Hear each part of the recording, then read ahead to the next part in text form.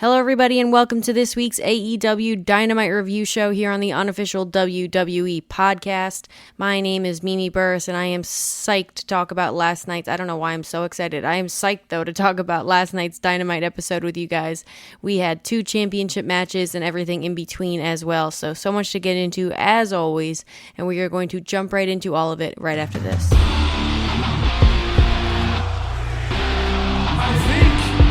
A little sweet on Christian Cage, if you know what I mean. The AEW Women's Champion, Thunder Rosa. Nobody is on my level. The TBS Champion. Nobody better in the world than Cisco Khan. I want you to fire me, you.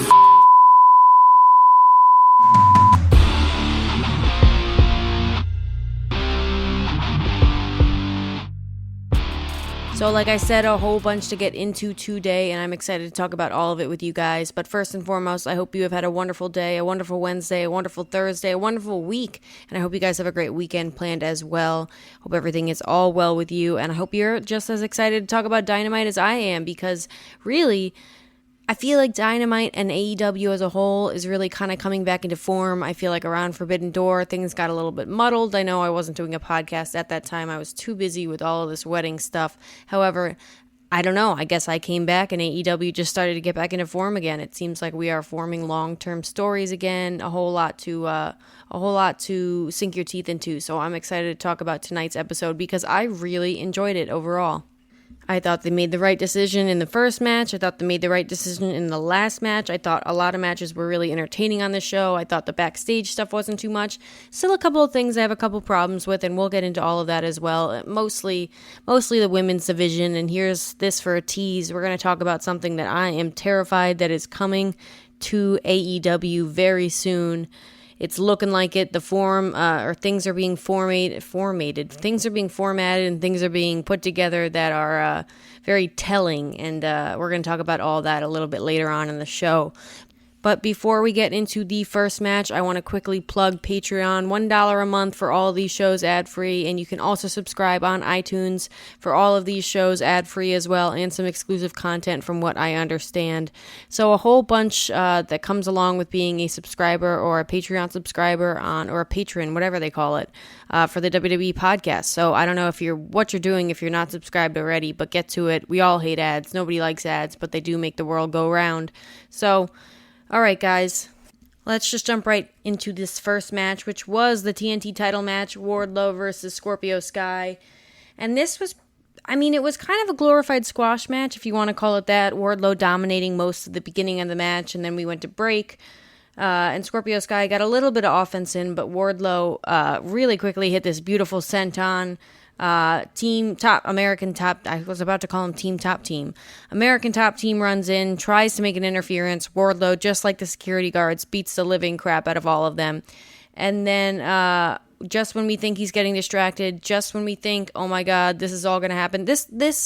We'll talk about it afterwards, I guess, about why the street fight was so ingenious. But Scorpio Sky hitting Wardlow with the title belt and the kick out at 2, they got me there. I really thought they weren't going to put the title on Wardlow, and I was going to be pissed. So Wardlow kicks out, though, at 2, and then basically pulls the straps down, hits a spine buster, and pulls the straps down, and hits 3 power bombs, gets the pinfall, the standing pinfall nonetheless. And we have a new TNT champion. We got the confetti, we got the fireworks, we got the whole hoopla, and definitely well-deserved, and definitely it's about time. It is Wardlow's time for sure. It is Wardlow's world. And we are all just living in it. But yes, I think the street fight aspect of this, first I was kind of questioning, like, why did they do that? It didn't make a lot of sense to me. However, I understand exactly now why. When I had that title shot and I bid on that pinfall, or when I had that title shot, I did not get hit in the title. I did not get hit in the head with the title by Scorpio Sky. Wardlow did. But when he did get hit and I bid on that near fall, I understood exactly why they did a street fight. That's exactly why, because they wanted a little bit of doubt in the outcome, and to be able to have American Top Team come in and stuff like that.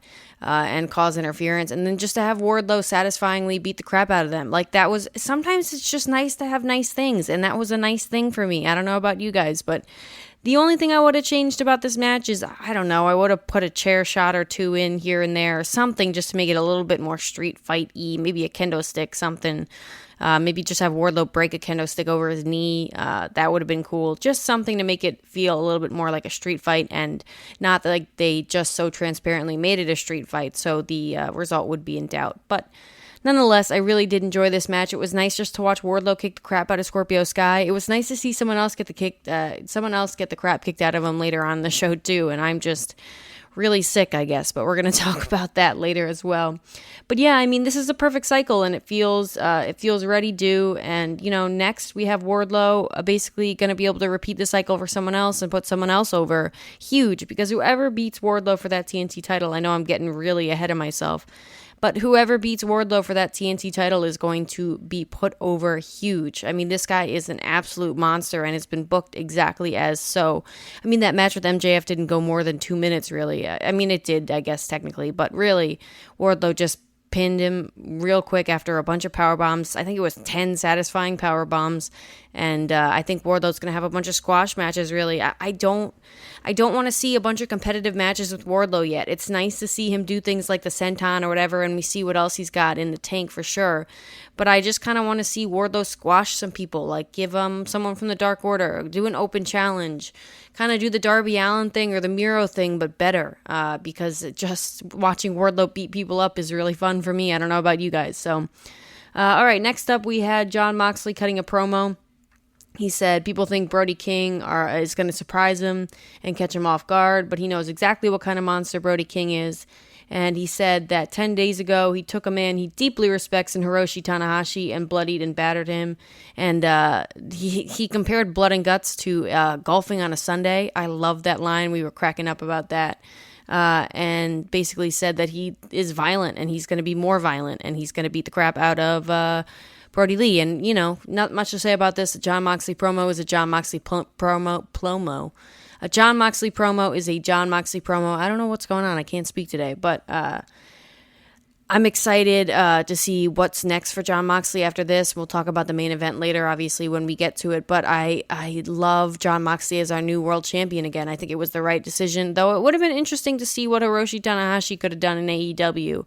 It was the right decision, obviously, at Forbidden Door to go with Jon Moxley, and I'm excited for the inevitable CM Punk-Jon Moxley match. I'm excited to see who wins that match, and Jon Moxley really getting his just due, just being beloved by the fans. He really was the guy who led us all through the pandemic as the champion, so for me, Kenny Omega is also in that category, who really led us through the pandemic as well with amazing matches during that whole thing. So I want to give credit where that's due. I feel like we don't talk about that enough. We mainly give all the credit to Jon Moxley, but Kenny Omega played a huge part as the champion during the pandemic as well. So when we come back from commercial break, we have Tony Nese and Smart Mark Sterling trying to offer Keith Lee a signature, or get a signature from Keith Lee to get Swerve Strickland fired because he stabs people in the back. And Keith Lee basically says no, and he's eating an apple, and he walks off and tells Tony Nese he loses a lot. And then we had Christian Cage and Luchasaurus. And this was a little touchy. This definitely was a little touchy, this segment. They came out, and Matt Hardy comes out real quick. And Christian Cage is in a wonderful turtleneck. I just want to throw that out there. But he tells Christian Cage that he's unreal and he's like the Michael Jordan of being an asshole, and says that him and Jungle Boy became really close towards the end of that, and basically defends Jungle Boy. And yeah, then Christian Cage says that the way Matt Hardy is talking is making Jeff Hardy seem like the sober one. Matt Hardy tells Christian Cage that he was just using Jungle Boy to stay relevant, and that's the same thing he's doing with Luchasaurus. And he owns up. I really like this because he owned up to using Private Party and the Blade, and he said the Butcher and the Blaze. So now the new tag team is the Butcher and the Blaze, which actually sounds really cool, but the Blade is cool as well. But he says he really regrets it. And he feels bad that he took advantage of people, and he could go, if he could, he would go back and change that. Christian Cage calls him a clout chaser, and he says he'll use his kids, his father-in-law. He said he'd even turned a blind eye to his brother's issues so that he can have one last run in the tag team division. And again, another ooh from the crowd, another ooh from me, because ouch. Yeah, that hit home for sure. You could see Matt Hardy's reaction. Obviously, they had talked about this stuff beforehand, but that's still got to hurt to hear. He basically, Luchasaurus beat the crap out of Matt Hardy after this and put him to the timekeeper's table. And that was, listen, all right, first and foremost, I just want to say that I think anything that a wrestler feels like they want to use in their pro wrestling storylines and all that stuff, if they feel comfortable doing it, then I feel like they have the privilege of doing it. It's really not our business to say, oh, that was a little too much or whatever. Look at MJF. Metheny. Can I bring you guys back to Metheny? Versus Brian Pillman Jr. That a lot of the stuff said was really touchy there as well. And you know what? If the wrestler, Matt Hardy here, consents to it and is cool with it, I think that it's perfectly fine because, like I said, we are not in the position to be able to tell wrestlers what they can and can't do with their own lives and their own stories and their own storylines. Unless it becomes insensitive to other people. And I don't think this really veered that line. I think this was mainly targeted at Matt Hardy and Jeff Hardy, and it wasn't really just targeting at all people with addiction. If he had basically been making fun of people who have addictions and whatever else, then we'd have a different problem. But I thought this towed the line perfectly. I thought Christian Cage came off as a real you-know-what, and the crowd really was booing him. So this was effective. This was a really effective segment. And it helped a little bit to watch Matt Hardy get the crap beat out of him. I'm not going to lie to you guys. I don't know what it is. There's some part of me that just wants to see Matt Hardy I don't even want to see him get the crap kicked out of him. I just don't want to see him on my television anymore. And you know what, all respect to all the stuff he's done throughout the business. I just think Matt Hardy's time is up. But I thought this was a great foil and a great first. Like, this was my favorite Matt Hardy segment in a really long time. And I'm talking about a really long time. Like, in AEW, period, probably. So I thought this was really, really effective. And then we had a Blood and Guts recap following that. Tony Schiavone then had an interview with Claudio and Jake Hager. Castagnoli? I feel like I'm going to botch that over and over again, so we're just going to call him Claudio here on this podcast. But yes, Jake Hager and Claudio sign a no physicality agreement, and they go back and forth. Hager says that Claudio isn't tough enough, and he's never been a world champion, not in Ring of Honor, not in WWE, and he won't be in AEW. And Claudio says that he debuted and beat Zack Sabre Jr. and then teamed in Blood and Guts and beat Jake Hager in the JAS, and he'll win again next week and go 3-0. So, yeah, I'm excited for this match. I think this was a great use of Jake Hager. This was some of Jake Hager's best stuff, I really think, too. Usually, he's better at being the dumb jock guy, but I thought this was really effective to build the match between Claudio and Jake. So, whatever's happening, it's working. I thought he looked great, too. Jake Hager has gotten himself into phenomenal shape all of a sudden, so no complaints there. And then up next, we had The Butcher and the Blaze versus Swerve Strickland, Swerve in Our Glory, Keith Lee and Swerve Strickland. We got a little bit of a tease of a breakup in this match. For the most part, this was back and forth, but we did get that quick moment where Keith Lee banged into Swerve Strickland, and you think, ugh, great, they're going to go with that, and that's why they're going to break up and this whole thing. And it's like that typical cliche, someone moves out of the way and you hit your partner, and then you and your partner fight, and it just wasn't... I was like, I really hope they don't do that. And they didn't. And they fist pounded later on, and it was just a quick tease. And Swerve and Keith Lee did get the victory over the Butcher and the Blade here. The Butcher and the Blade look great. I just want to throw that out there as well. They don't get enough credit, I think, for the awesome work they do. They're perfect losers. And I don't mean losers in that sense. I just mean they're perfect at losing these matches, but still looking strong. I mean, look at the Blade or the Blaze. The man is shredded, and the Butcher looks like he's gotten himself into great shape, even better shape, and he is a massive man with an amazing mustache. So, I thought this match was entertaining. No complaints here from me. I love watching Swerve Strickland wrestle. I hopefully we get a TNT title match at some point. Maybe not against Wardlow. But I would definitely love to see a singles title around his waist for sure. I enjoy him more probably than Keith Lee even. I just think his ring style is so unorthodox, and the way he does those step-up kicks and all that other stuff, it's just so fun to watch. Give me him versus Andrade. That would be a really fun match. Or him versus Roosh. That would be interesting as well. If he turns heel against Death Triangle, any three members, all good stuff, all fantasy booking here. I really like watching Swerve wrestle, so But post-match, Powerhouse Hobbs and Rick Starks, like we're on a first-name basis. Ricky Starks and Hobbs come out. Ricky Starks is fired up about God knows what. Basically says that they suck, they're really good, they haven't beat them, and then we get the Young Bucks coming out saying that they basically called them out and says that they're two very good teams, 4.5 stars, though, at Double or Nothing. However, that's an off night for the Young Bucks, and I mean, they're not wrong, but I don't really like them talking, like, don't canonize star ratings. It's just, I don't know, I just think we shouldn't be caring about how good the match is, we should be caring about winning the match, so... but they have a proposal, Triple or Nothing. Next week, the Young Bucks defend against Ricky Starks and Hobbs and Swerve in Our Glory Swerve in Our Glory. I don't know why that's so hard for me to say. In a triple threat match, except we hear an FTR chant interrupting the Bucks. They quickly say that they're better than FTR, and the crowd should know that. However, guys, I mean, this was clear. We are all itching for the match between the Young Bucks and FTR, and I really think that match, tag team match, could main event All Out, which I think is the next pay-per-view coming up. I really think they should have a tag team match main event. It would really, really solidify how important these tag team titles are in AEW, and probably the best now, without a doubt, the best tag team division in the world right now. And FTR, we got later on talking about Ring of Honor, before I forget to mention that, talking about the Ring of Honor titles and how they're going to defend against the Briscoes again. That's going to be another great match. That first match was probably my favorite match of 2022 so far. So definitely gonna buy the pay-per-view just for that, or watch the pay-per-view just for that. And Wheeler Yuta versus Daniel Garcia. I want to throw that out there as well. I don't really care about Jay Lethal versus Samoa Joe. I'm covering a bunch of quick little segments here, but I'm on the topic now, so here we go. But yeah, I'm definitely gonna watch that pay-per-view for those two matches, specifically those two matches. So.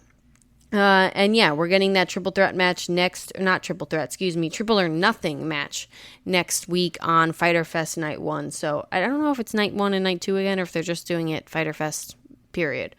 All right, next up we had Malachi Black cutting a promo saying a bunch of stuff I didn't understand about Jon Moxley.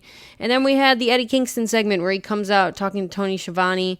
He congratulates Wardlow first and foremost, and congratulates everybody on the Blood and Guts team, even Claudio, and says, he's a nice guy. He's growing up. That makes a fart noise. Love Eddie Kingston. No complaints.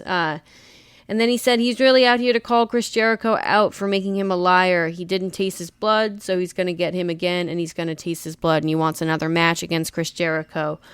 Chris Jericho shouts from Matron, and this was obviously a pre-taped segment with Ruby Soho, because Chris Jericho, as we know, is away on tour doing some music stuff that he does with Fozzy. So music stuff. He's playing music with Fozzy. He's playing with this band. He's on tour. Or playing music. I don't know if he's on tour at all, but playing music. Why am I saying it like that? He's with his band.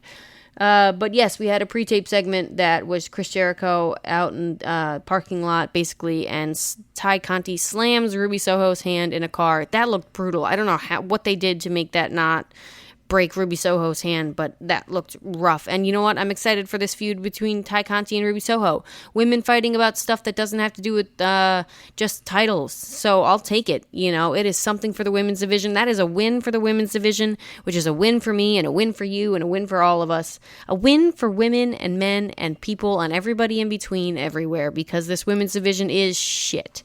And it definitely needs anything it can get. So I will take this any day of the week. We don't see Eddie Kingston after that, though, which was weird. We don't see any reaction from Eddie Kingston. They really just kind of cut away. But they brought it back when we came back from commercial break and talked about it a little bit. So that is progress, I guess, with this whole fast-paced AEW thing, not letting anything register ever. So yeah, the Dark Order segment was next, and this was just nice. John Silver hypes up Rochester. Obviously, this Dynamite was emanating from Rochester, New York, the home of Brody Lee and Dark Order Country.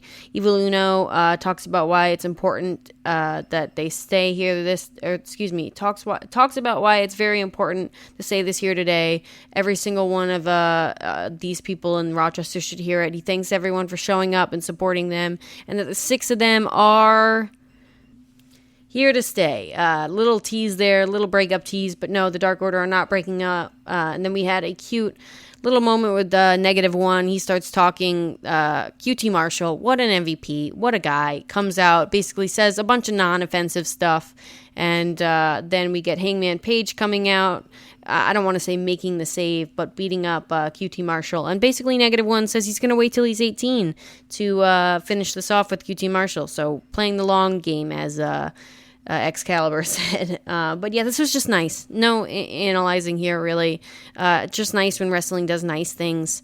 And AEW has really done an amazing job with this whole Brody Lee situation. Such a tragic thing that happened.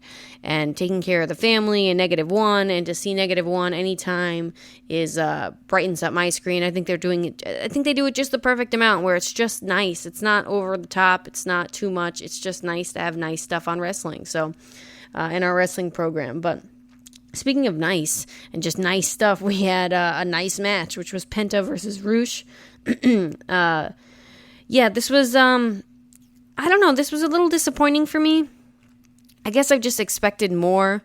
I don't think it was a great showing for Roosh, for his first match in AEW. I think that, I wanted to see, I was expecting like an NXT Andrade, and I just didn't get that. And Penta looked great, as always. Penta always looks great. But yeah, I thought this had way more potential than it lived out to be. It was a good match, don't get me wrong. Like, it was a good match. Like, 3 stars, without a doubt. Maybe 2 stars, 2.5 stars. Like, passable, serviceable, no complaints. But, you know, this is Dynamite. It's all elite wrestling. I want elite stuff. And not every match can be perfect. And this was kind of a more of a lower note for me, but it's not that I didn't enjoy it.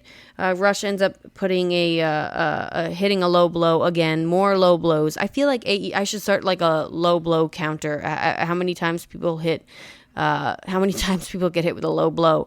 But yeah, and that's the finish of the match, obviously, with a schoolboy pin from Roosh.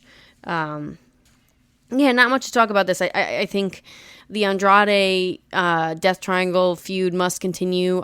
Maybe we have Rey Fenix versus Roosh next. I just didn't think, you only get your first match in AEW once, and I didn't think this was a great outing. I don't think the crowd really responded to it. I think this was kind of, you know, for lack of a better term, the pee break match for some people. Even if they weren't leaving the stands, it seemed like everybody was taking a breather because nobody was really invested in Roosh. And, you know, these two guys have a story beyond just AEW, and I think if that... Like, I watched The Road to, and they didn't even explain it on The Road to. If there had been a little bit more depth into the story and they put a little bit more effort into it and gave us some kind of video package, maybe it would have been a little bit easier to invest in this match. But they really didn't give much for us to sink our teeth into. So, yeah, we got the whole Death Before Dishonor promos of Jay Lethal, Samoa Joe, talking about Samoa Joe, and then we got the other matches announced. And then we had Tony Nese trying to get signatures from Best Friends for their petition to remove Shane Strickland from the roster. And Orange Cassidy says he doesn't sign anything without his lawyer reading it, and his lawyer is Danhausen, who rolls up and reads the contract and says Orange Cassidy versus Tony Nese is set for Rampage basically next Friday, or this Friday coming up. And yeah, it was just a cute way to get to a match. Danhausen is great. Yeah, no, you know, good stuff all around. I like cute wrestling sometimes too, and I like cute little stuff like this backstage, and everything doesn't have to be so serious. So, and Orange Cassidy is on a hell of a run, and I assume that this match against Tony Nese is going to be phenomenal. I assume Orange Cassidy is going to get the victory as well, and I'd really like to see Orange Cassidy versus Jon Moxley before CM Punk returns. I think that would be a really good interim world championship match. And like I said, Orange Cassidy is on a roll, so I could definitely see it happening soon. We had Austin Gunn and Colton Gunn and the Acclaimed versus Bear Country and Fuego del Sol and Leon Ruffin. I think it was Ruffin. I didn't really catch his name. This was a really quick match. Basically, this was the vehicle to have the Ass Boys, or Austin Gunn and Colton Gunn, turn on the Acclaimed, and also with Billy Gunn as well. which, I thought Billy Gunn was teaming with the Acclaimed last week, and apparently not. My heart is broken. This tag team is over. This faction is done with. I really like this faction. The Acclaimed and Colton Gunn and Austin Gunn did get the win with a lateral press from Austin Gunn on Bear Bronson, but really it was Max Caster from the Acclaimed hitting the mic drop, so Austin Gunn just came in to get the pinfall. But, post-match, the Guns attacked the Acclaimed. Billy tried to first prize them off and is like, what the hell? And then attacks them as well. So we're getting the Austin Gunn and Colton Gunn versus the Acclaimed. And you know what? I'm about it. But I did really like this faction. I could have gone for a little bit longer with it. I thought it was really entertaining. But it looks like Anthony Bowens is back, obviously.